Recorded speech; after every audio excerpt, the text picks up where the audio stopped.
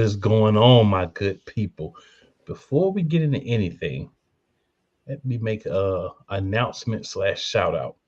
Your boys, the Monarchs of Wrestling, are also now on 502 American Angel Radio. So, all the listeners listening for 502 American Angel Radio, we appreciate your support. We appreciate you listening to us. And if you have an opportunity, you can always swing by and catch us when we live on Monday nights at 7:30 p.m. Excuse me, 6:30 p.m. Eastern Standard Time prior to Raw. There we can take your comments, you can interact with us. But hey, if hearing it midday works better for you, do your thing. Not gonna knock you at all. This is your man, Cool McCain. I'm half of this duo. We here to talk TNA. Sacrifice happened. Couple of AEW updates. We got a lot going on the road to WrestleMania, and you know we digging into it. And I'm joined as always by the other half of this wild wrestling monarchy, my boy the Playmaker. Playmaker, what's going on, man?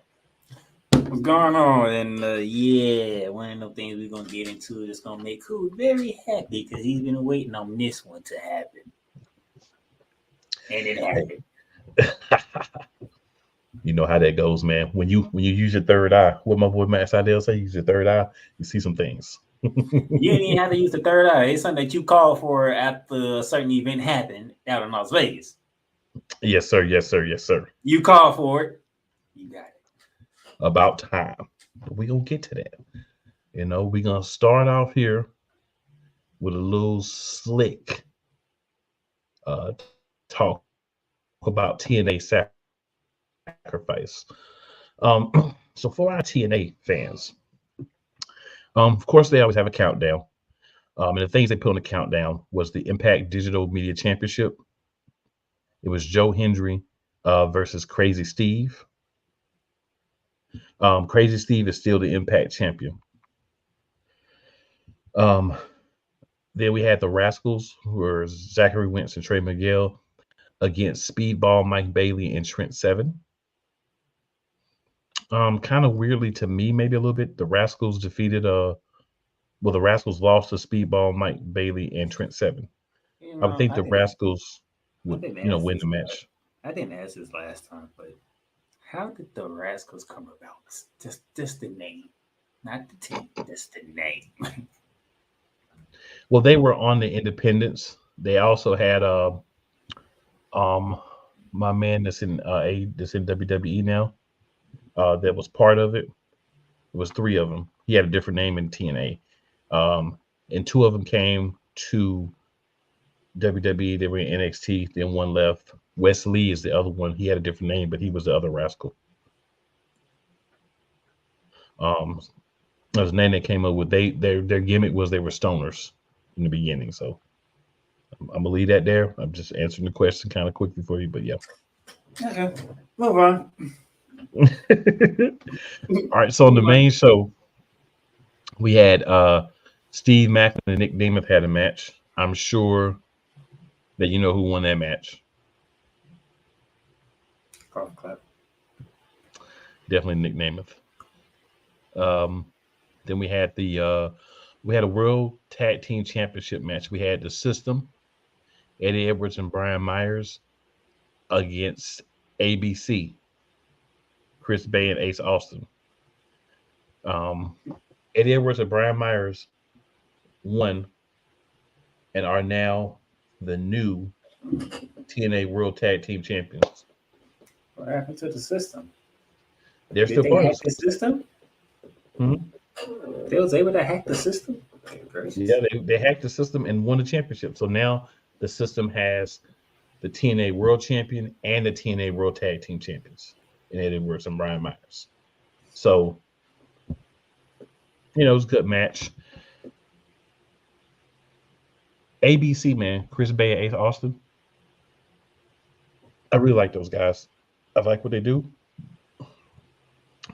They put on good matches, but you can't be champs forever. It is what it is. But it makes sense for the System to be the guys that dethrone them. I just want to hear like I just want you know how I want to go to TNA now, right? Oh no, I just want to hear shock the system no, and they walk out. no. I, man. I mean, I know it's not going to happen, but it's the first thing that always kills about when I think about the system.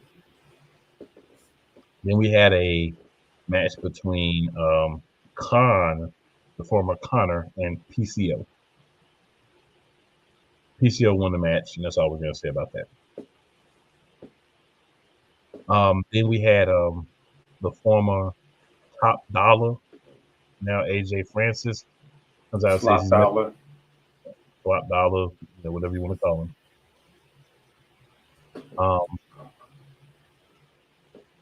Come out and say he's not going to let Joe Hendry reach any level of success. Hendry challenged him to a match. They started to fight, but security broke it up. Santino Marella is the authority figure, and he said they would settle it on Thursday. Yes. Interesting choice, TNA, but hey, that's a whole nother discussion. A whole nother discussion. And we need You said bloodline. Santino. You said Santino. That's the first thing that popped in my head. I mean, Go back. when you say Santino, people say they think Santino too. And hey, I can't blame you off what WWE did to him. So we had the Knockouts World Tag Team titles. MK Ultra, the ladies who won a couple of weeks ago against Decay, Masha Slamovich, and Killer Kelly versus Spitfire, who is Jody Threat and Danny Luna.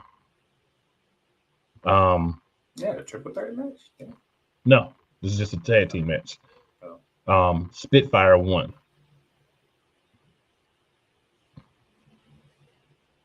So we'll see how that plays out. So we just Masha Slamovich was unhappy with Killer Kelly after that match. So we just gonna switch titles, huh? Yeah, there's just gonna be a lot of title switching today. After you just switched them like a couple of weeks ago. Yes, sir. New people are taking over, new decisions. I'm gonna just say that, and I'm gonna keep it moving. We're gonna see how this all plays out. All right, so then we have Josh Alexander versus Alexander Hammerstone, but he's just Hammerstone, apparently, in TNA. And because we always have the new guys go over, who do you think won this match, sir? Don't matter. Allen won. Hammerstone. Don't matter. Hammerstone Allen won. That's all. Then we had the Time Machine, they call themselves. This is Alex Shelley, Chris Sabin, and Kushida against Mustafa Ali and the Grizzled Young Veterans. Mustafa Ali and the Grizzled Young Veterans actually won the match. Mm-hmm. They did. They beat Time Machine. Time Machine. Yes. This is the three of them call themselves. It's the Motor City Machine Guns if it's just Alex Shelley and Chris Sabin. But when they add Kushida to the Time Machine. I don't make the rules. I don't make up these names. I just report on them, sir. Maybe they think it sounds cool, whoever made the decision, but I'm going to just leave that there. All right, then we had, of course, 2 more matches. Now, this is your triple threat. We had the Knockouts Championship, Jordan Grace, the female Scott Steiner, versus Tasha Steelz. They call it Juggernaut, Jordan Grace, versus Tasha Steelz and Zia Brookside. Jordan Grace won the match. Her name's the Juggernaut. Yes, with the Juggernaut driver on Zia Brookside. So remember, we always talk about in triple threats. We know what's going to happen. We know Jordan Grace is going to win. We knew somebody was going to lose. Tasha Steelz is the other next biggest name in this match. So how can you prolong this without having to do anything else after the match? She's not involved. She's not involved. Exactly. So now, Zia Brookside lost. Go to the back of the line. Tasha Steelz, I didn't lose. You didn't beat me. So now, of course, the next pay-per-view or the one after that or an episode of, Impact, somewhere soon, we're going to be getting Jordan Grace versus Tasha Steelz. That's the only thing in my mind the triple threat matches are for it in this point, to be 100% honest. And that's in all the promotions across the board. All right. So then we had my guy, TNA World Championship match, the leader of the system. He goes by the name of Moose against Eric Young. I like Eric Young, but yeah, no. So Eddie Edwards and Brian Myers attempted to get involved. It didn't work. A masked man then showed up, choked Eric Young with a cord, and then he got thrown back into the ring, and he got speared out of his socks, boots, drawers, and everything by Moose. So a little chicanery. Tomfoolery. But yep, haberdashery, all those good things. So a little bit of that. But Moose is still the champ. And yeah, I'm going back old school. Moose. There's about 10 guys I care about in TNA. And Moose is one of them. It's about 10 wrestlers, male and female, I care about in TNA right now. Y'all gotta make me care about more. But it's about 10 that I care about. And clearly Moose is one of them. So, ladies and gentlemen, we are going to take a commercial break. And we're going to slide back through and give y'all some more wrestling content. This time we're going to be swinging to AEW, of course. Then after that, y'all know what it is.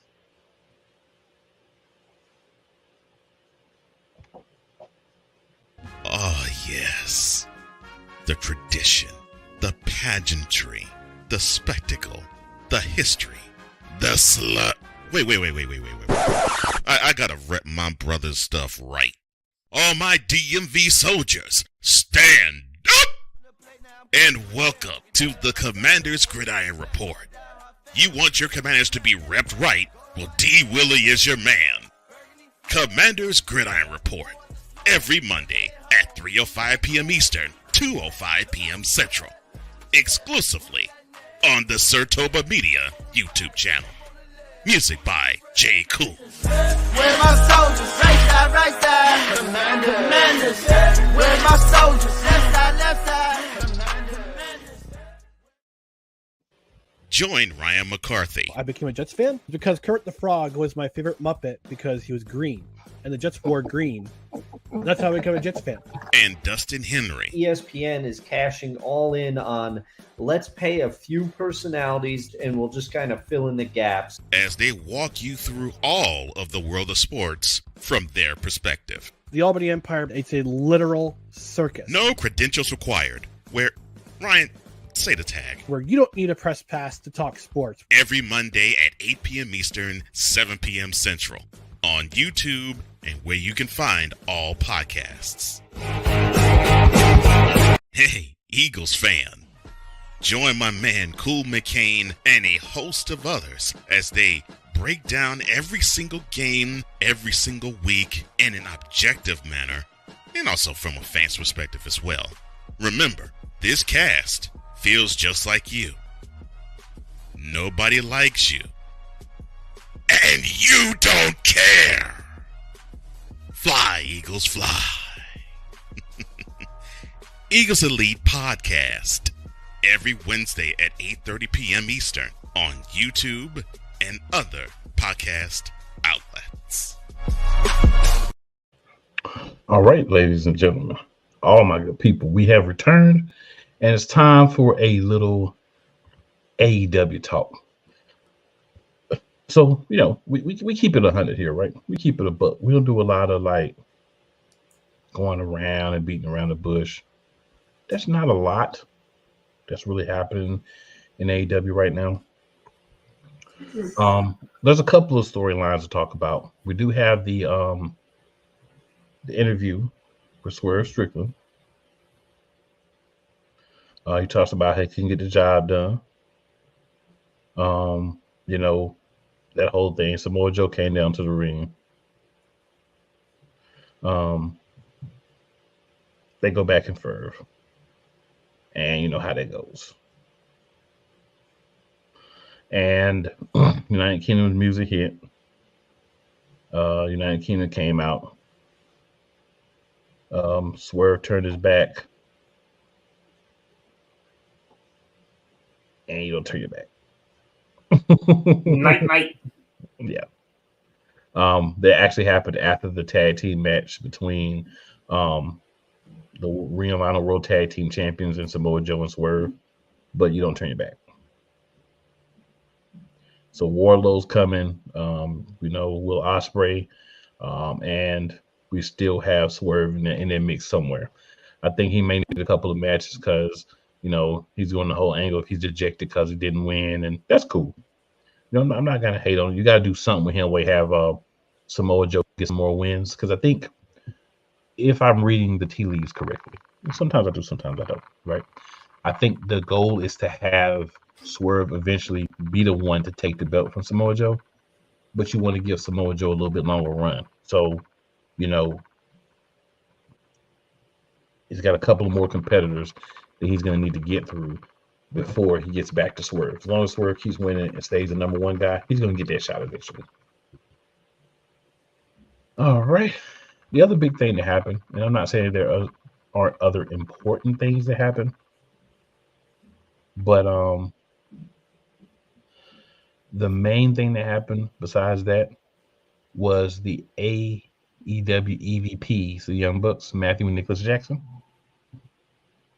They fired Kenny Omega from the Elite. I think some people got fired from the show, but he got fired from the Elite.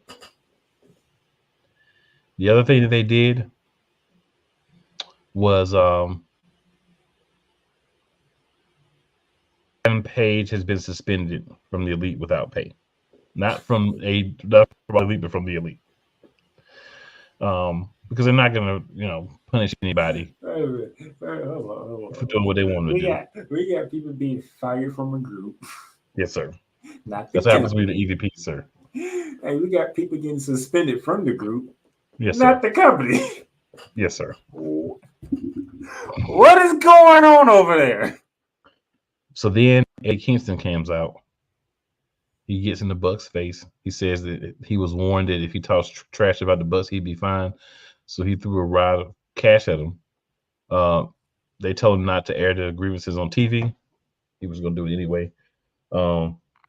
Kingston knocked Nicholas down. You got to make sure it's Nicholas and Matthew. Nicholas down. And then got hit by Matthew. He gave it a thrust kick. They're about to hit him with the EVP trigger. Then we saw the Rainmaker make his official AEW debut. And for those of you who don't know, the Rainmaker, Kazuchika Okada, one of the best wrestlers ever to grace New Japan Pro Wrestling. He's had some matches in the United States for like TNA. He's been in AEW, had a match before, but this guy, he can go. He can go. He acted like he was going to help Kingston, but then he rocked him with the Rainmaker clothesline. And then they said, oh, we forgot to announce.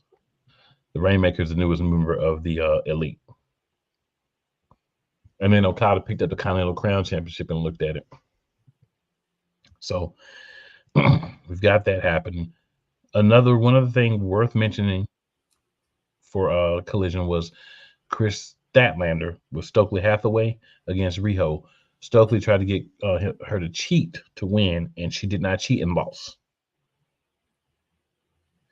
So,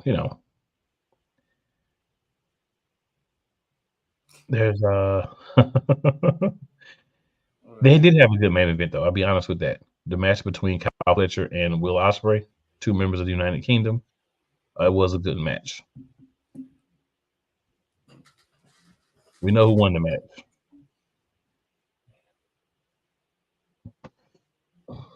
Yay. Now, Will Ospreay did have to pull out his hidden blade move to pin Fletcher.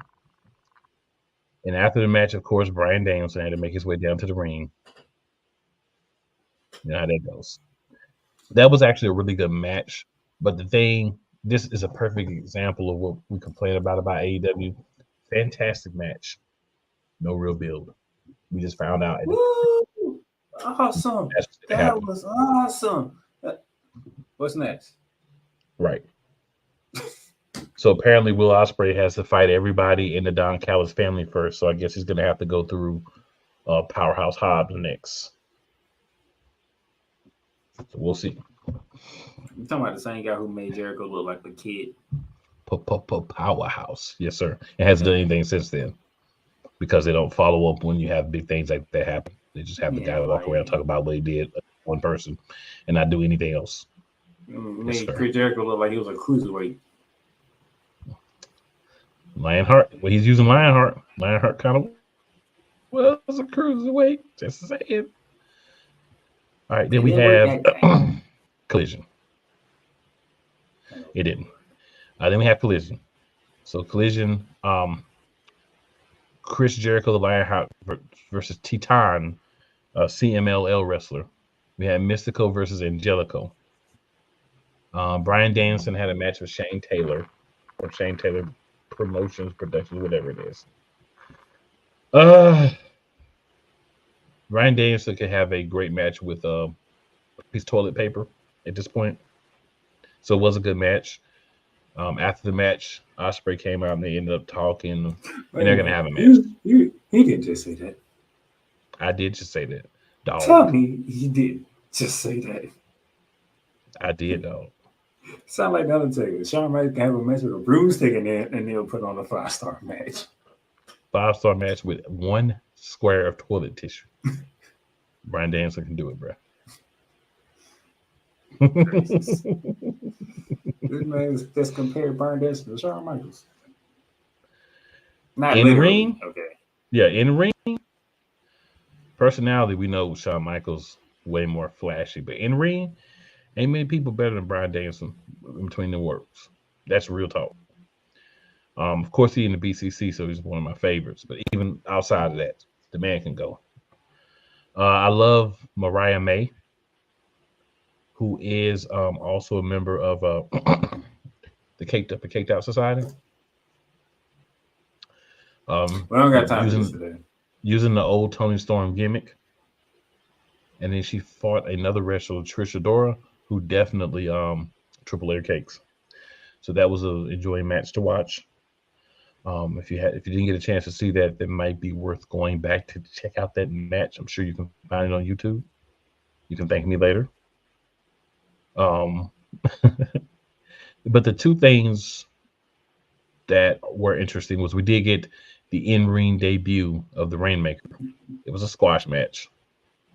What is Woody? Eddie Kingston. Oh yeah, exactly. Eddie Kingston came out to attack him, but he got beat down. Then Penta El Cerro Negio came out. He was doing his thing. Then the numbers game got him. And then, and I am quoting Tony Schiavone when I say this, and quote, the bastard Pac has returned. Hey. So, yes, Pac is back. Can you stay healthy? Jeez.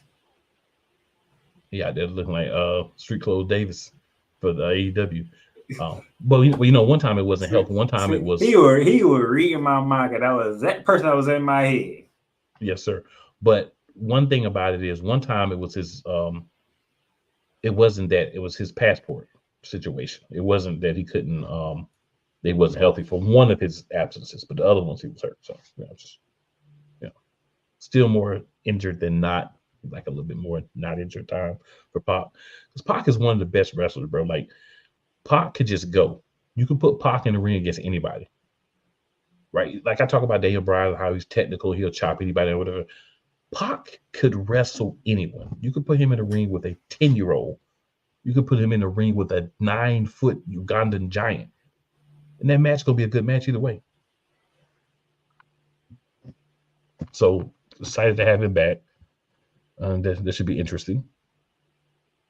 And then Tony Storm has the Tony Awards. And as she says before she gives them out, Tony with an I, just so we don't get sued. Love the timeless character. And I love that she gave the award to the only The only person that was nominated, and that was Mariah May. Peraza came out and tried to take the award and do her thing, but numbers game got her. It always does. And it's pretty much AEW. There's a Nick Wayne squash match. We don't really care about squash matches around here, unless they story that when we need to drive the story. The one other piece I will mention is, so in this 6-man match, you had the House of Black versus Jay Briscoe, Jay Lethal, and Jeff Jarrett, and you had Jeff Jarrett acting like a face. So I thought that was a little interesting.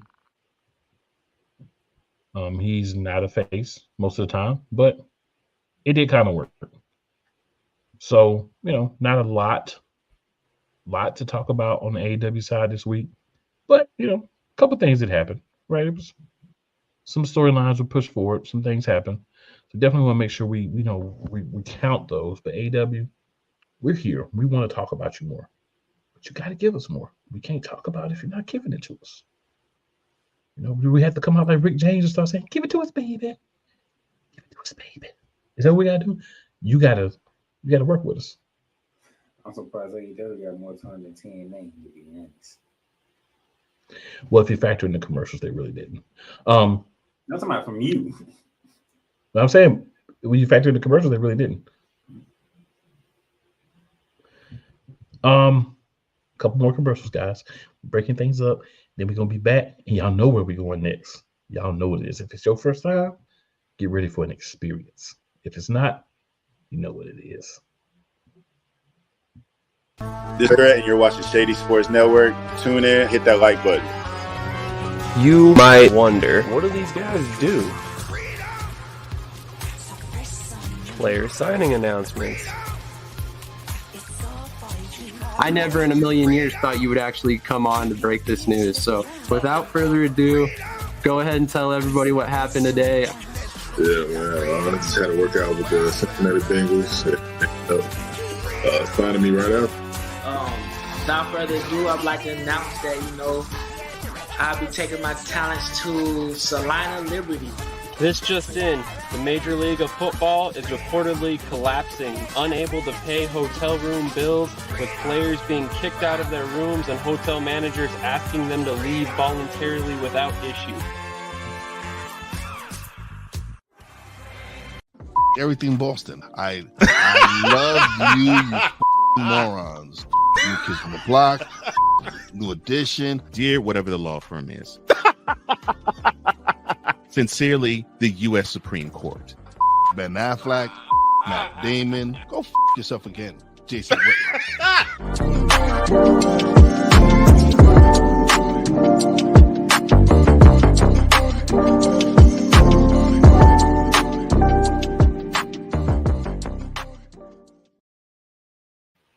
Ladies and gentlemen, if you are listening on the radio station, you'd like to find either one of those shows. Shady Sports is just youtube.com at Shady Sports Network. And for Mentality, you can find it on the Comey Media channel or on Real Wise TV, as well as the PS3 network. So I just wanted to make sure you guys know where to find those wonderful programs. I can't stand you for that one. What did I do, sir? He hit me with the Mentality commercial. What did I do? All I hear is the most famous thing from Wise. Blink everything posted. I almost fell out my chair, man. I was not expecting that on Monarchs of Wrestling. Hey, man, we got to hit them with the heat everywhere. And right. Shout out to Mentality, because Monarchs of Wrestling gets at least one shout out a week on Mentality. Word up. So shout out. Before we switch over to the main event, this is Women's Month. And even though this is a wrestling show, I do want to shout out to the United States women's soccer team for winning the championship. Congratulations, ladies. Great job representing the red, white, and blue. It's a very dominant team, by the way, if you look at their history. So it's very dominant. Make sure I give our soccer ladies their flowers here. And also, let's not forget, Olympics coming up this summer. Oh, yeah. And your boy will be covering the basketball side of it. And your boy will be covering several different parts of it. Now, ladies and gentlemen, the World Wrestling Entertainment. Now, really, not much to go off on when it comes to Monday Night Raw. You know, we got to hear from Cody Rhodes and Seth Rollins, and we kind of figured they was going to do a lot of talking, but they weren't going to give us anything, which pretty much does what it was. Until they showed up on SmackDown. Cool. Judgment Day, still doing good, still doing what they do. Even though Dominique got his chest caved in by Gunther. Cool. I'm about to shock you.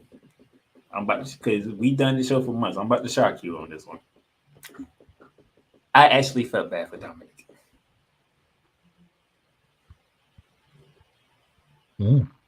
I actually felt bad for Dominic watching that match. I felt bad. I was like, this gave me an eerie feeling. Yeah, I don't like this. And to Damian Priest is still being Damian Priest. How we respond? JD, you gonna handle Gunther. Did you just not see what this man did, Dominic? They must be trying to thin out the ranks. Did you not see what this man did to Dominic? And Dominic's bigger than JD. Yo, it's crazy how they still want them to do all this stuff, right? They never win. Dominic, Mysterio, and JD McDonald, they never win, bro. Never. They're the Jimmy Usos of the Judgment Day. But you know what the difference is?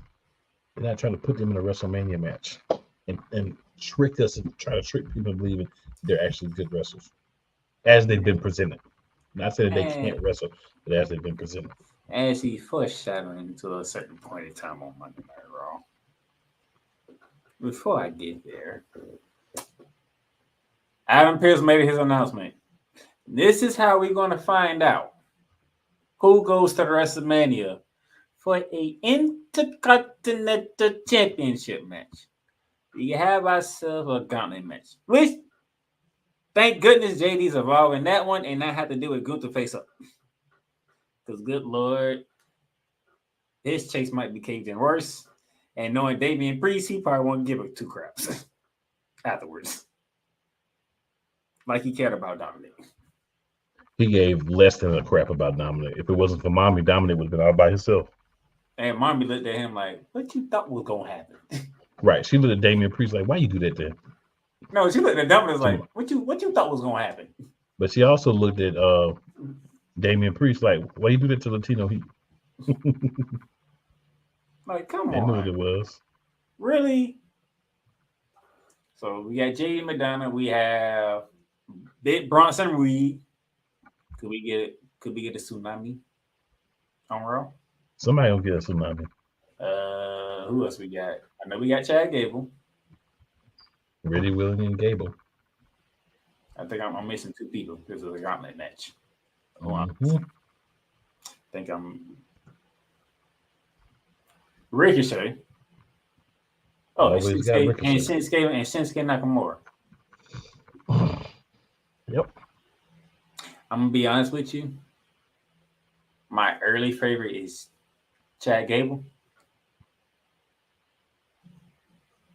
I don't know about my partner, but I'm leaning Chad Gable. I'm leaning Chad Gable.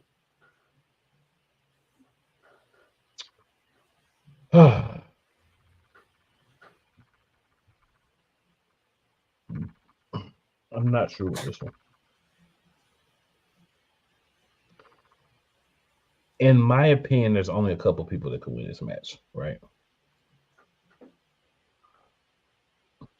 Shinsuke Nakamura has been like the king of the B-list bad guys forever.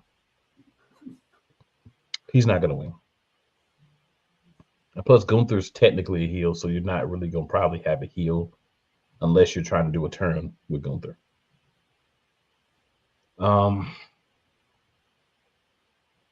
I don't think Big Bronson Reed's gonna win. He doesn't have a story. You know what I'm saying? And I'm not saying like a Cody story, but he doesn't have a reason to win. So I don't think he's gonna win. It's hard to say, man. It's hard to say. But I'm gonna say it's got to be either Chad Gable.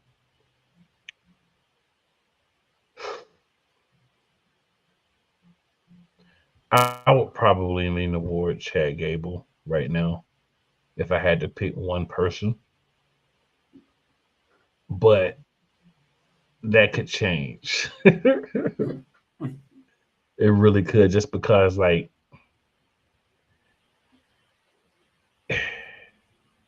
it's hard to say, bro.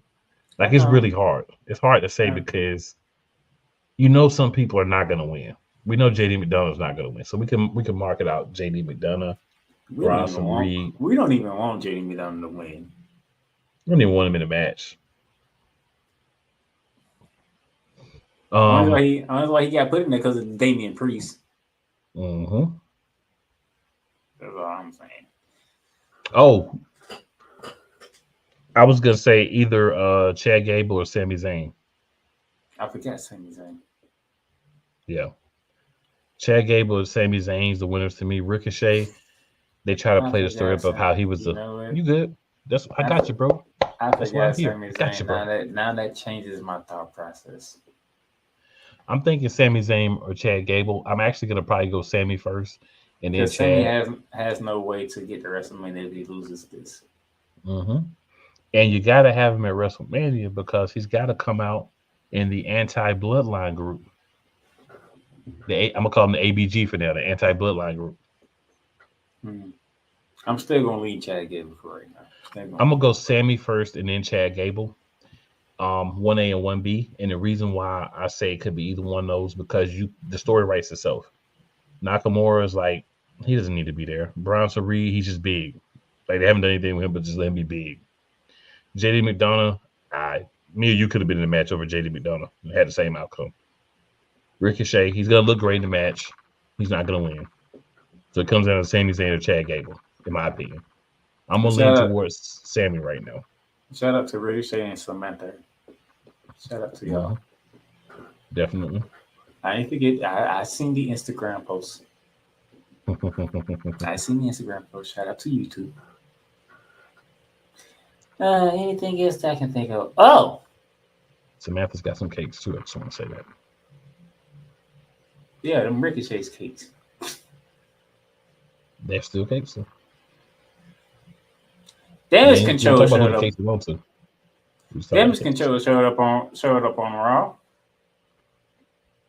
They wanted to scout some competition. They really wanted to scout,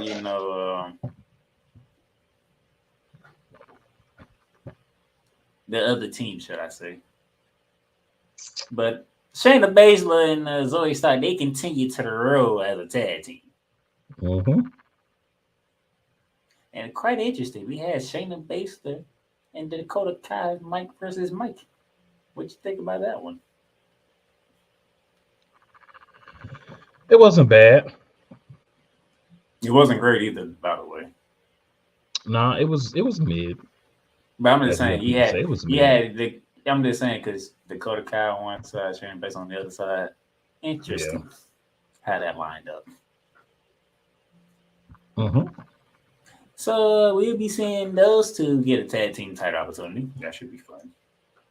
And then we always like to see Kate Carter and Katana Chance because one of those ladies, Kate Crew. Just saying. No comment. No comment. You definitely agree. Oh, speaking of Damage Control, you do realize y'all was on Raw, right? So that means y'all was on Mommy Show.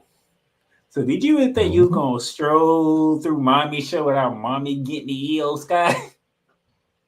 Right. That's Mommy Show, okay? So yeah, you had to run in with mommy, and mommy let you know get out.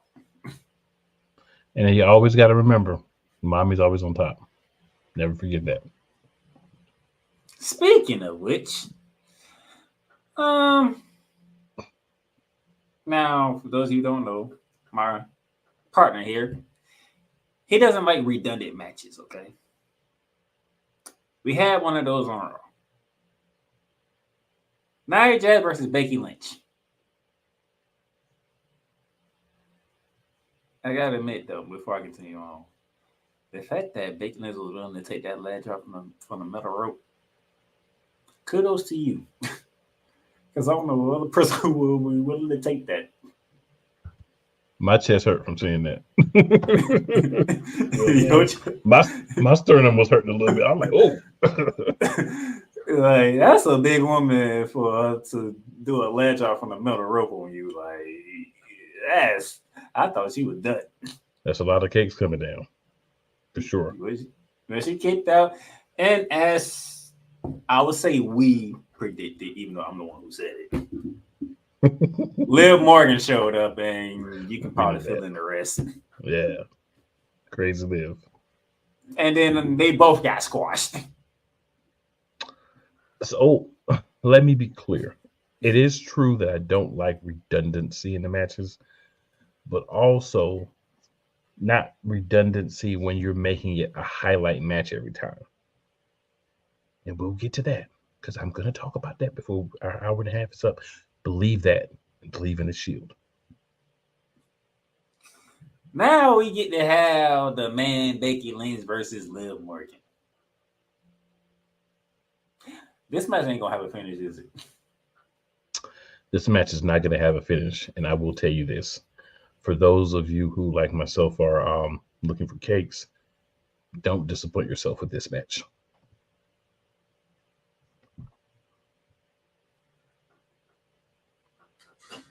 I mean, I'm not going to argue with you, but yeah, this is not a cake match. I do got a soft spot for Liv Morgan, to be honest. I'm strictly basing my comments off the level of cakes. It is very low in this match.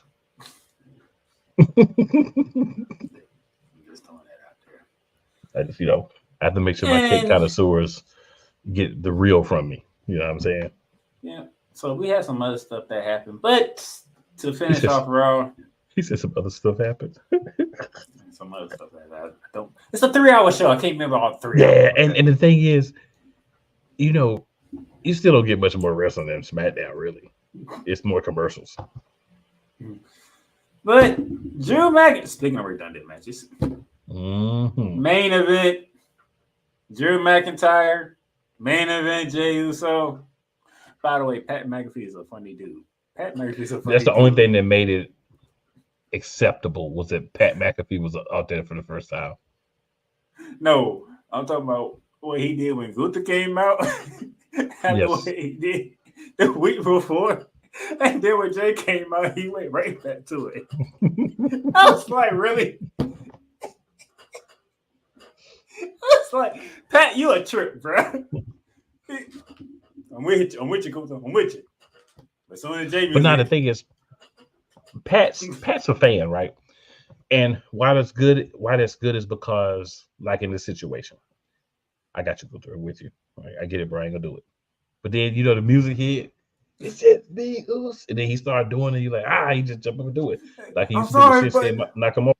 Right? Gunther, I'm sorry, but the music, when the music hits, I gotta do it. Love Pat. Yeah, Pat brings some realism. Like Pat, you can relate to Pat as a fan, right? And that's what's good to have out of one of the guys that announced. But that's what we missed when Pat wasn't there. Some of those other people were there. He was like, bro, just finish the match. You need to stop talking. Those of you who are listening, I did say Drew McIntyre versus main event Jey Uso.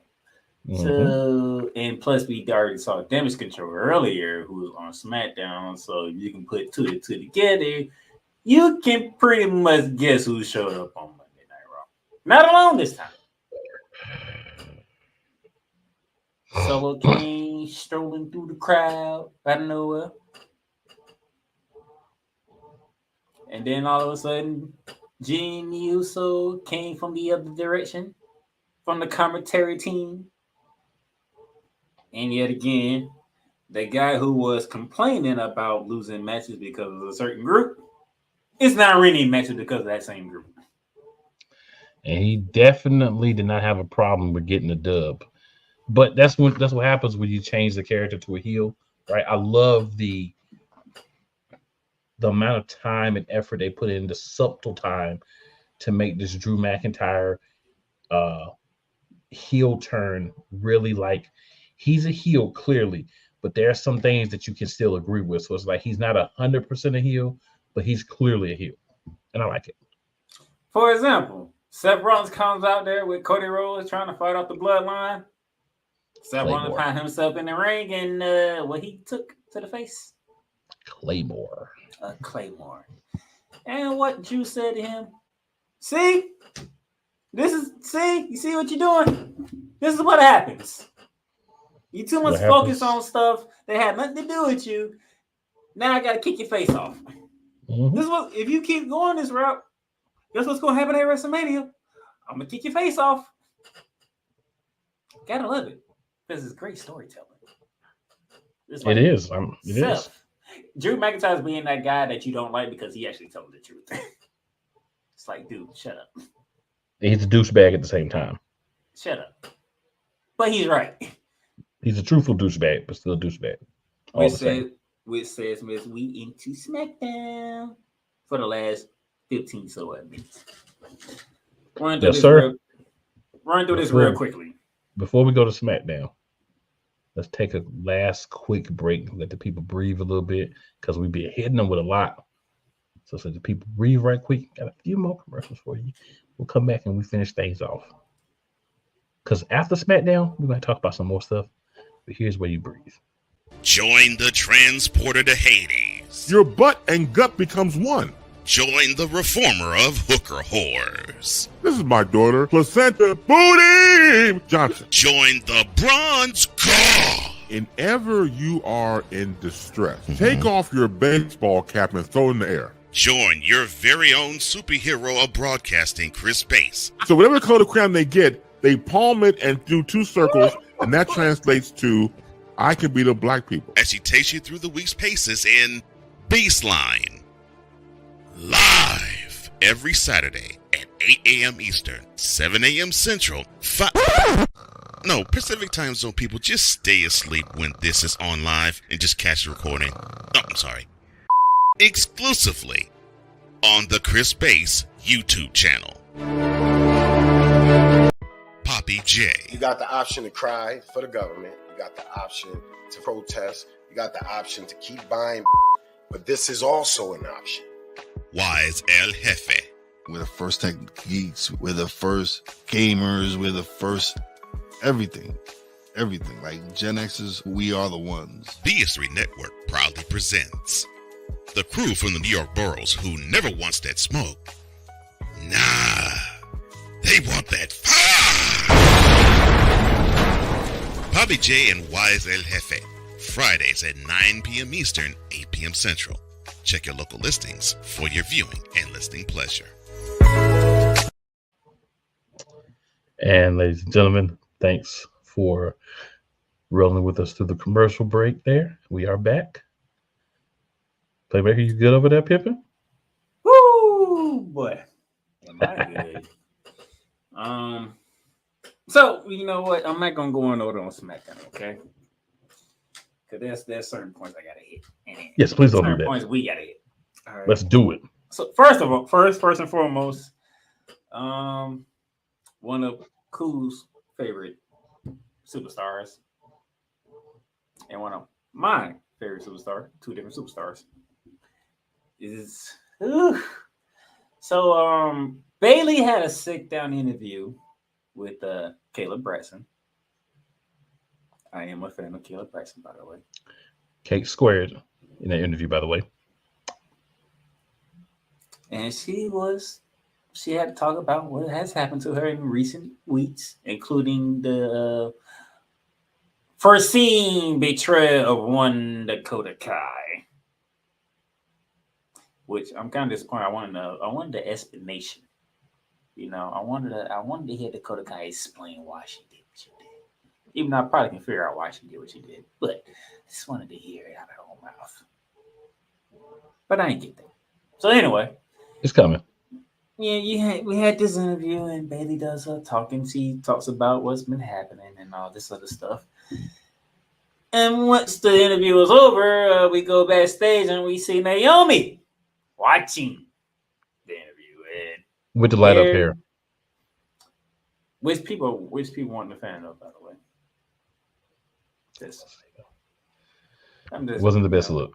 It wasn't the best look. When you do a lot of stuff on social media like I do, you run across some things that you find interesting, and people are not a fan of the hair. They definitely weren't. Anyway, while she's watching it, here comes the EST, Bianca Belair. Why do you feel bad for Bailey? She did this to herself. She made this bed. She needs to lay in it.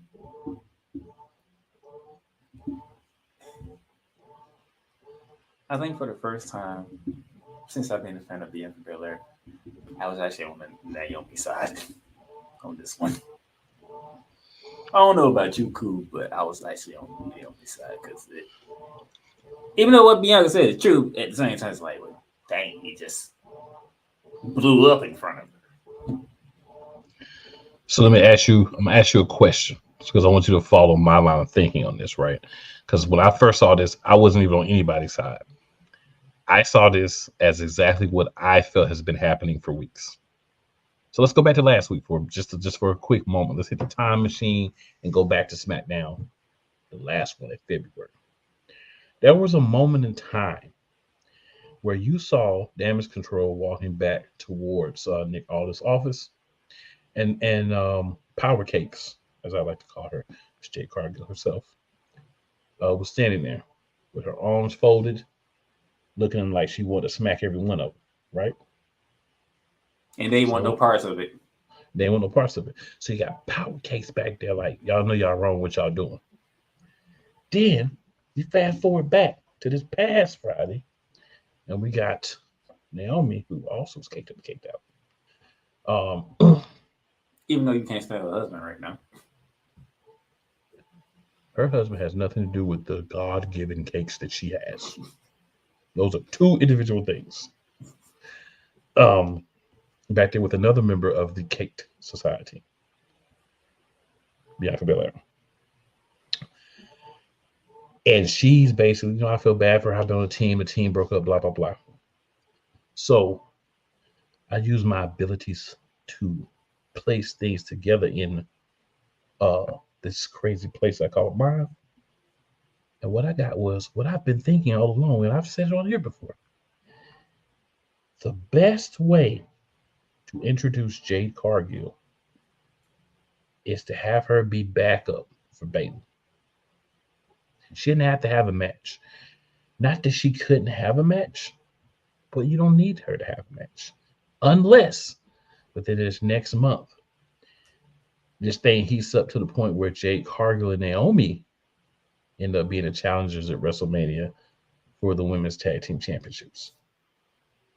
You don't have to do that, but you could go that route. Or they could just be backup. But I've said all along, if I'm Jade Cargill and I'm trying to learn how to be a better wrestler, I'm not saying that she can't wrestle now, but she's a younger woman. She still has some development to do. All younger wrestlers do. Tiffany Stratton can get better. And by the way, side note, Tiffany Stratton, I love what you said to the fan. I love it. They heckled you. You heckled back. I, for one, am here for it. And you're borderline on the Cake Brigade, too, by the way. You're borderline. I see the curvature. I'm just a side. But you're in consideration, at least. That's for sure. But I love how you went back with the fan. Like, no, you suck. No, you suck. Like, I love that, little back and forth. It wasn't malicious, but a nice back and forth banter. Then people know, like, hey, just because you talk, I'm not just going to walk to the back and just let you say whatever. Call you out. But back to this real quick. I love that it looks like they're going to end up with Jade and Naomi being the backup. Jade and Naomi the backup. Jade can learn from Naomi. Jade can learn from Bayley. That's gonna make Jade better on the mic. That's gonna make her better in the ring. Just being associated with those two and the ladies from Damage Control. So I'm gonna go for it. All right. Speaking of Tiffany Stratton, she beat Meacham in a one-on-one match. And that was a caked out match. I have to share that. With the prettiest moonsault ever. The ability to do that type of moonsault is remarkable. Yes, I don't think we ever even gave that the credit it deserves. It's the reason why it's called the prettiest moonsault ever. She literally jumps from the second turnbuckle to the top turnbuckle into a moonsault. Mm-hmm. That is so pretty, and she nails it beautifully. Precise, but she did miss the first time this past week. I like, yeah, she did. She missed, but hey, it didn't stop her. And she came and she did it so smoothly. Like she jumped for the second row and missed, and went back to the ground, went back to the second row. The good thing is, if you want to miss, that's where you want to miss. You don't want to miss the top rope, because then you're gonna be like Sting Son and fly over the top rope. Hey, her gymnastics ability are very welcome in WWE. Impeccable, bro. She definitely has. You could tell she has a gymnastic background. She did the swerve stomp, but she doesn't do it as a finisher or a finishing type move, but she does the swerve stomp. And you got to be very athletic to pull off the swerve stomp. Now, real quickly, we did have a return. Yes, we did. We had a return. Rey Mysterio has returned. Booyaka, booyaka, 619. LWO feels whole again. But they weren't there for Dragon Lee this past week. No, they wouldn't. Dragon Lee got his behind destroyed. He did. By Legado del Fantasma. He got beat like R-Truth got beat by Judgment Day. I'm preparing to hear from Rey Mysterio this coming Friday. We definitely will. In response to what happened to Dragon Lee. Mm-hmm. Slide that in there real quickly. Now, let's get to it. To close our SmackDown, ladies and gentlemen, we had four top line names in runaway at the same time. Yes, we did. By the way, those of you who are wondering, Logan Paul debuted the Prime sponsorship. Middle of the ring logo that will be all the premium live events. And KSI took the RKO. And not just an RKO. He took a RKO out of nowhere viciously. That was an RKO that was F for ferocious. So those of you who are writing your WrestleMania card down, go ahead and pencil in Logan Paul, Randy Orton US title match. Go ahead or some type of multi-man match, but Randy Orton will be a part of it, possibly. So let's go ahead and pencil that in. I say pencil. I say pencil, okay? No, I think those two are going to be in it. You're not wrong there. I'm just saying there could be more people, but those two are in it. That's why I say pencil it. Don't put it in pen. Put it in pencil. If you put it in pen, make sure you leave some room. You may have to do some versus blank. And when I say blank and blank, those two blanks I have right now, I have two people in mind for those two blanks. So you tell me, sir, what do you think about the two people that I have in mind for the blanks? So person number one for the blank.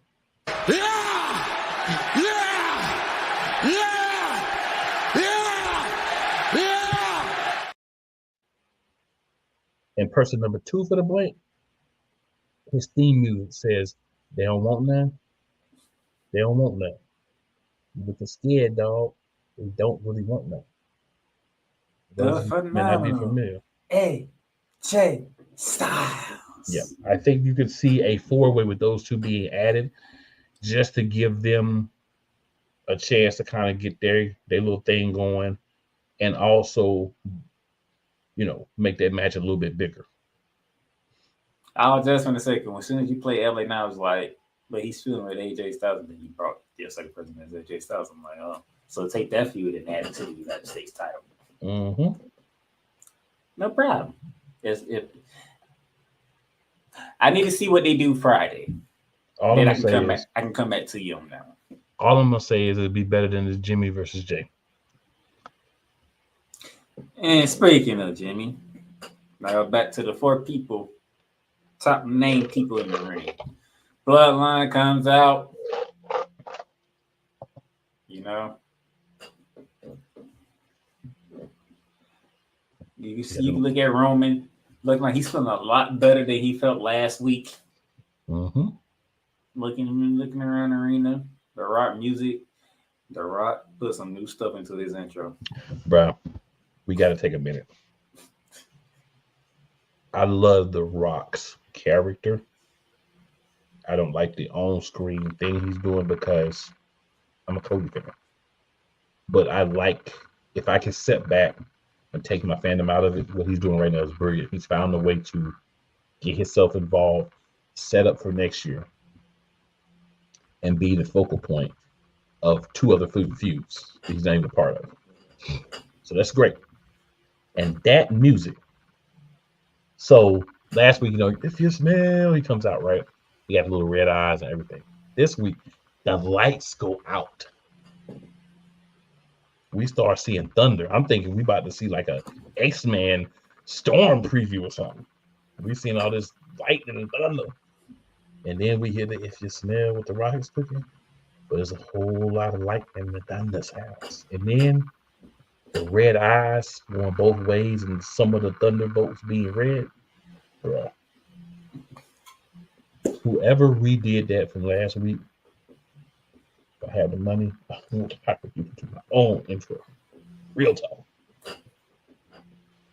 I was impressed. And this time, he didn't come out. He was already on stage. Mm-hmm. By the time the lights went out and came back on, he was already on stage. It's like, this is different. This is different. And if you notice, subtle face Rock thing still persists. Every time he comes out, he slaps his arm, goosebumps, and slaps his other arm. He never stopped doing that.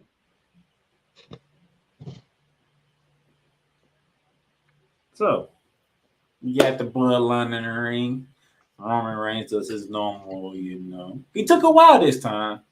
He wanted y'all to make sure him and the Rock is on the same page before he did his normal opening statement. All right. And when he got finished, and Dallas, Texas did acknowledge the tribal chief. But what did he say? What did he say this week? He didn't say acknowledge me. He said acknowledge the bloodline. Mm-hmm. I like it. Once he got done doing that and Dallas acknowledges, Cody music hit. I was surprised. They came from the crowd. Not the interest. They're the invading good guys. They have to come through the crowd. I don't know why when they was personally invited to SmackDown. That's the part that didn't make sense to me. Like they were invading the bloodline segment, so they wanted to come a different way. Yeah, I know. From my point of view, it's like The Rock literally told y'all to come to SmackDown. Like literally, it's like everybody knew y'all was coming to SmackDown before y'all even say y'all was coming to SmackDown. True, but it did add a little bit of a little extra je ne sais quoi. That they came down the stairs. Do you understand what the real subtle point was of them coming down the stairs? And you probably didn't think about this because if you thought about it, you would definitely have made a connection. Who used to come down the stairs?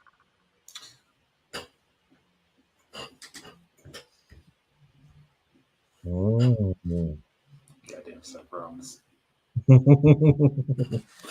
It's all Seth Rollins' idea. Yes, sir. Seth Rollins' idea. Yes, sir. But he ain't supposed to be a part of this whole thing to begin with anyway. Actually, he is supposed to be a part of it because remember what he said. See, this is where I love when they really take their time and tie in these storylines. You can go back and grab so much information. What did he tell Cody? What did he say this past Monday and the Monday before?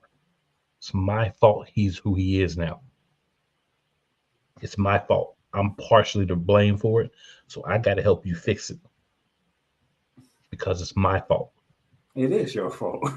Right. But just think about how they put in the storyline. So we got to just talk about Seth's going to backstab Cody. He's going to join the bloodline. Why?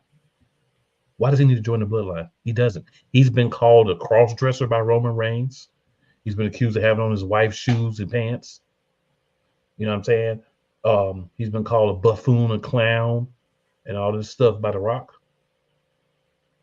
I don't think it's going to turn. It doesn't make sense for him to turn. It makes sense for him to help Cody get his vengeance on these dudes. And the thing is, we really don't care if he turned or not. There's only one person we care about turning. Okay. Say that for a later date. Oh yeah.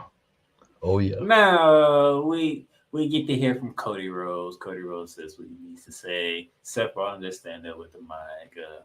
Then The Rock told him to shut his punk boy. Boy. The way he said boy, bruh.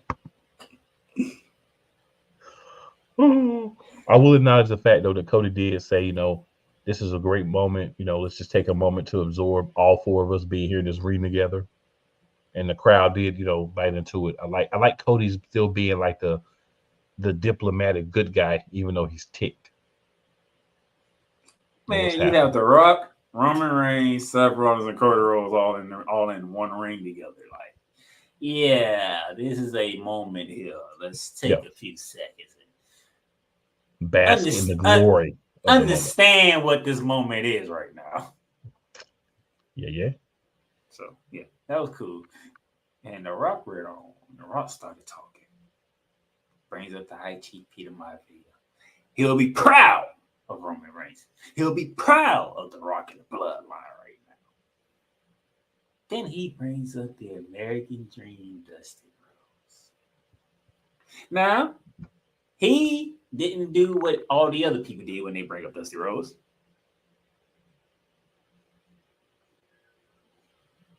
He even brought up his brother, Dustin Rhodes. Well, he technically did do what Roman Reigns did. He just did it in a different way. But before you hit that, you still got to hit what Seth Rollins said to The Rock. No, I ain't going to hit what Seth Rollins said to The Rock. I'm going to hit what the crowd said to The Rock.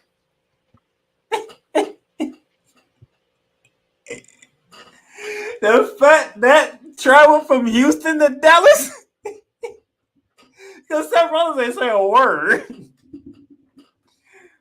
All you heard was diarrhea, and Seth Rollins was cracking up. Yo, I don't even think Seth knew that was coming. Diarrhea Dwayne. I don't even think Seth knew that was coming from the Dallas crowd. Can I say one thing while we're at this point, real quick? So, Rock, you running around talking about Cody crybabies, right? So, you know, I talked about, you know, what happened next on Facebook, and I was saying how, yeah, that's what's supposed to happen, right? So somebody told me that I must be a Cody crybaby.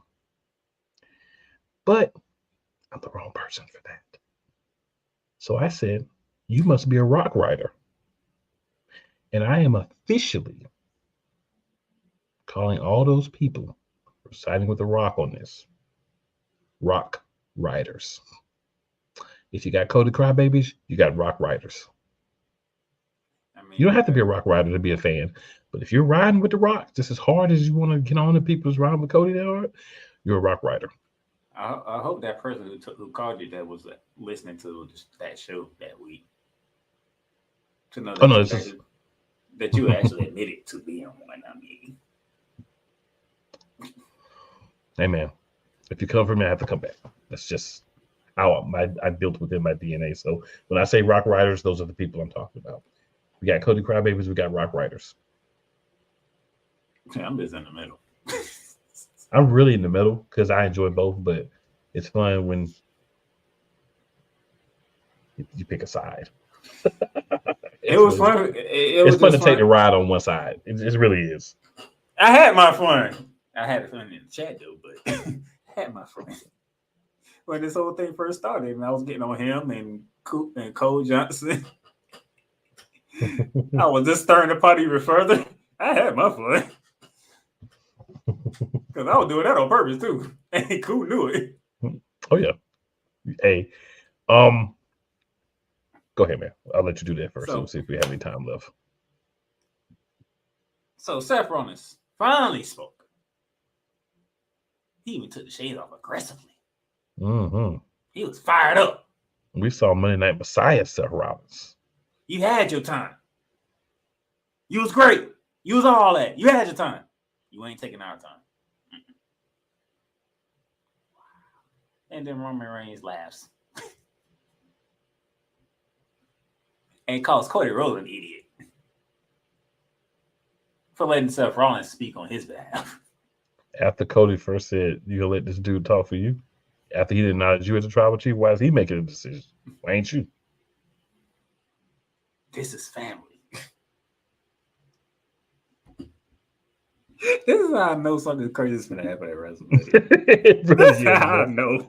They're doing too much. It's The Rock. And The Rock hasn't turned on anybody yet. So the perfect thing would be The Rock to turn on Roman Reigns because that hasn't happened yet. And we already got the breadcrumbs. Paul Heyman know it. I saw that. That's why he be. And that's why he be looking at The Rock like he do. Paul Heyman knows what's gonna happen. He did look there. He did look at Roman Reigns crazy when he stopped The Rock from finishing his line, though. Mm-hmm. He thought Roman Reigns was about to get his behind with him now. You don't stop The Rock from saying his final line.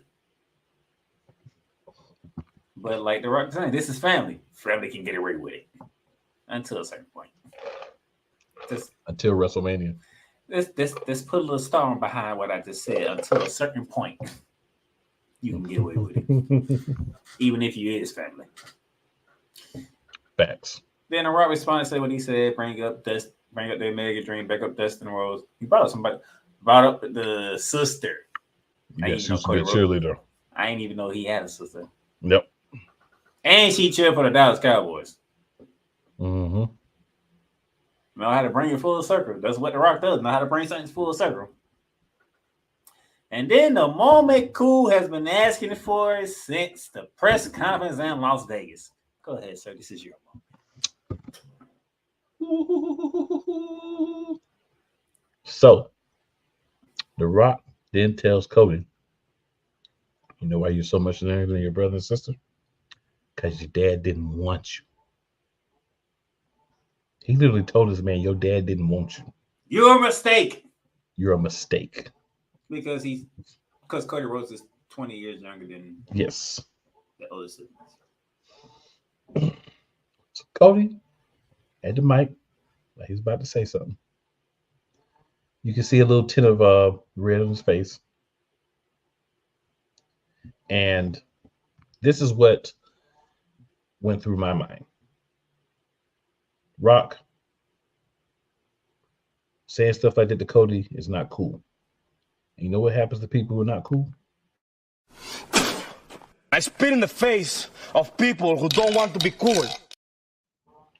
But instead of getting spit in your face, you got a cock back, open hand. The only thing that was missing was some baby powder. And honestly, The Rock's a great actor. He looked shocked. And all I could think at that moment, because I didn't get to watch Smackdown the first half, I had to watch the replay because I was doing my basketball show. So I was like, yo, that's what I'm talking about. You don't ever let a man slap you in your face and get away with that. You get your lick back. When you get it back, you make sure the spit go flying out his mouth and his jaw goes shrinking in like that, and his face be going to the side, the spit coming out. That's what you're supposed to do. If you didn't do that, it didn't even matter if you won at WrestleMania. You've lost a lot of support. So kudos to Cody for getting the slap, but making sure you made the slap count. And I loved it.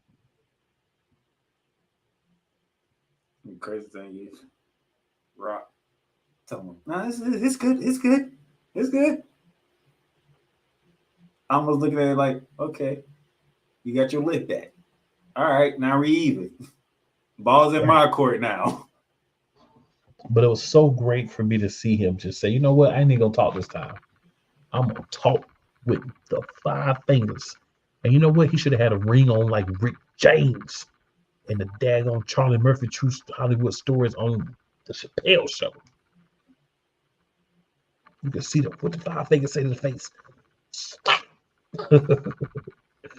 It was a great moment in wrestling history for your boy. I was very pleased because I'm sitting there like, smack it. I'm sitting there, smack that taste out of his mouth. You slapped that SOB. You slapped the snot out his nose. I want y'all to go back to Super Bowl week and go to that episode. Because Cool spent about, I'm going to say about close to 10 minutes going off because The Rock slapped the brakes off Cody Rhodes. Bro, I'm just saying, you cannot let, I don't care if it's scripted, I don't care if you in the basketball court, unless you are in a unfamiliar area and everybody around you is strapped, you don't let no man slap you like that. And you not, the next time you see him, and I'm kind of a little bit like, bruh, really, that should have been on site. But I'm gonna let it go because of the ferociousness, the ferocity of which that slap happened. I'm gonna let it go. But it should have been on site. Just saying. But Cool was patient enough. He was patient with Cody enough so he got the moment. Mm-hmm. He got it on Friday. Got it on Friday. So the journey still continues. Oh, by the way, they had something to mess. So night 1. Roman Reigns on The Rock versus Cody Rhodes, Seth Rollins. And those of you who has not been paying attention, if The Rock and Roman wins, bloodline rules. That means they can do whatever the freak they want to do at night 2 when it comes to the main event of WrestleMania. However, if somehow, some way, and I'm putting that in quotes, Cody and Seth Rollins win, no bloodline in sight. And if that happens, my partner here has a theory that will happen at night 2. Yes, sir. So when they say no bloodline, The Rock always is clear to say no Rock, no Solo, no Jimmy, no Wise Man. There could be other people that are part of the bloodline. And I have a new theory that I want to add. We got Zilla and Jacob Fatu. They should be coming in. Lance and NOY. Lance, he should have been there, even if he's a backup player. If you had Lance there or somebody else, because if you bring in Zilla and you bring in Jacob, Jimmy's still the bottom rung, right? I mean, unless you bring in like a clown member of the family, Jimmy's gonna be the bottom rung. I'm sorry, he is.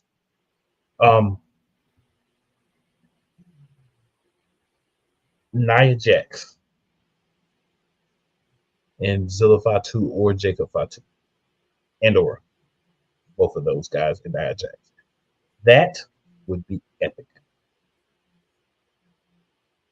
And let's not forget, Nia Jax is actually The Rock and the Usos' cousin, which means she's also Solo's cousin. Because everybody's talking about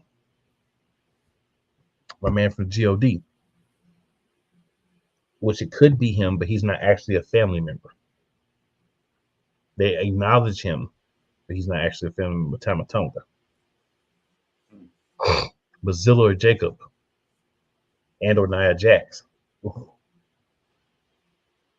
Now that could be something.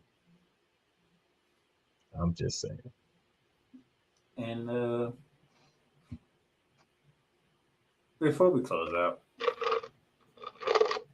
now that this week has passed, I can do a nice stance on where I'm at. Because last week I said they had to do some stuff for me to feel comfortable about a certain match happening. Get to the people. Get to them. So The match that hurts my partner's skin right now So bad. is and it's not, to be honest, it's not even a World Heavyweight Championship match. This match here actually hurts him more than that. Way more. Even though the World Championship match is gonna be like the 500th time we seen it. The 11th time in 5 months, and keep in mind that it's been a month and a half since the last pay-per-view. By the time WrestleMania happens, and it's still gonna be the 11th time in 5 months that we get Drew McIntyre versus Seth Rollins. I don't even care if Drew McIntyre wins. I care not at all because you waited so long. You should have kept having a match. You didn't need to have a match so much. Why? Why? Well, we know why. But we know why, but we gonna say that for another show. Yes, sir. Uso versus Uso. I say if they go on this route, despite my partner's displeasure, I need to see some signs this week. Started off good. You gave me Raw. You brought Solo. You brought Jimmy to cause Jay to match. 2 weeks in a row, Jimmy has caused Jay a match. Jay has not retaliated not once yet. So now I'm on the fence here. Are we doing this match or are we not? Because Jay has not responded to Jimmy not one time.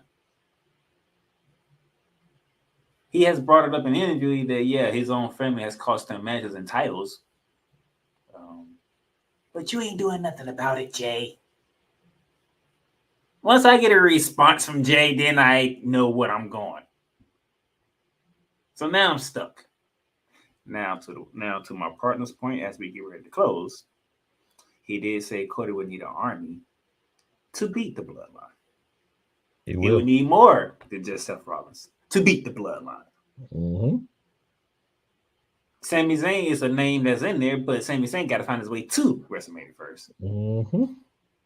And we know Jay going to WrestleMania because he's not going to have main event Jey Uso on the sideline for WrestleMania. Come on now. Talk to me. So my question to WWE is, what are we doing with Jey Uso? We know he's going to be at WrestleMania, but can we get some clarity here, please? Here's the problem, bro. They've already pigeonholed themselves into the match now, because instead of having JD freaking McDonough in that six-pack house, you could have easily put who in? Main event Jey Uso. The fact that he's not including that match already tells me that I have a bathroom break match coming. Because I'm going to tell you right now, the only part of that match that I care about is when Jey Uso come down and everybody do the arm thing. I'm not even going to do it, but I just want to see like everybody do it, take a little, the video of it or whatever, if I'm there for it. That's what I care about. After that, snacks. If it happens to be I'm not there live, that's my bathroom break snacks. If I need to run to the store real quick, that's the match, because I do not care. Because Jey Uso is a star. Jimmy Uso is the bottom rung in the bloodline. This is a gift to Jimmy because of the character you've given him. My beef is the character. You have to make it make sense to people who watch this, bleed this, love this, and follow this. You're not doing that. You're basically saying we're just going to have Jimmy go interrupt a couple of matches, and then that's going to make Jay finally be, let's fight at WrestleMania, and Daddy's going to be our referee. That doesn't make sense. Jimmy should be trying to get titles, but instead, he's going to be in a match with a dude that doesn't even matter. The whooping boy of the bloodline. That's the problem. See, this would make a lot more sense when he says Rikishi coming back to be some part of this match. He didn't even have Jay respond. Jay hasn't done nothing to Jimmy yet. Like nothing. He lost 2 matches, and his brother's back on SmackDown, just being in the bloodline segment, and that's it, because it's Roman and Rock time. Now, once has Jay made a surprise appearance, let it be known to Jimmy, bruh, you're not gonna stop. You're not gonna keep costing me matches and don't think I'm not gonna retaliate. Come on. You have literally, let's see, 1, 2, 3, 4 weeks. Bluff. Maybe 3 weeks now, because we passed Sunday. Before we get to Philly. Come on, man. Need y'all to get together, okay? And that's all I got. We can close this out.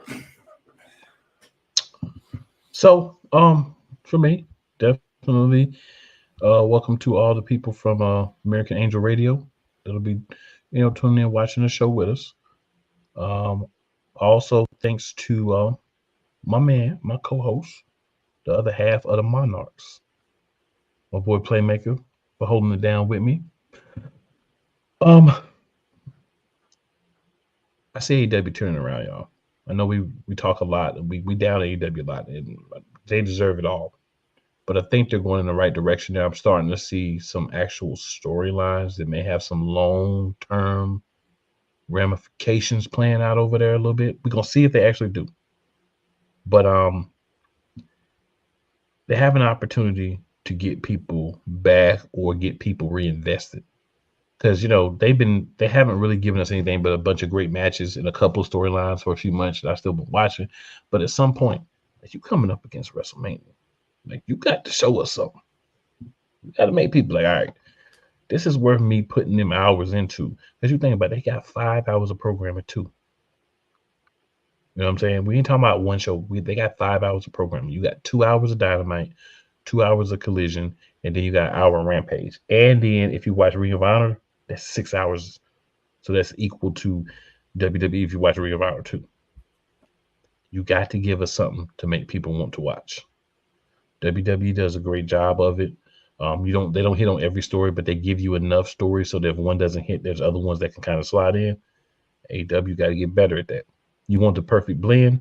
I know my man Cole Johnson does not agree, but TNA is the blend. They give you solid wrestling, and they give you good storylines. Can they be better at both? Absolutely. But they're a great blend of the good matches and solid storylines. That's all I got to say about that. So with that being said, my man already said we're done for the night. So I'm going to just give you these 2 things real quick. Make sure that you tell 2 of your friends and 4 of your enemies to come roll with you fellas. Just because they don't like you doesn't mean they won't like us. And always remember, it's never where you start, but it's always where you finish. And with that, the boys are out. We'll be back next week. Let's get it.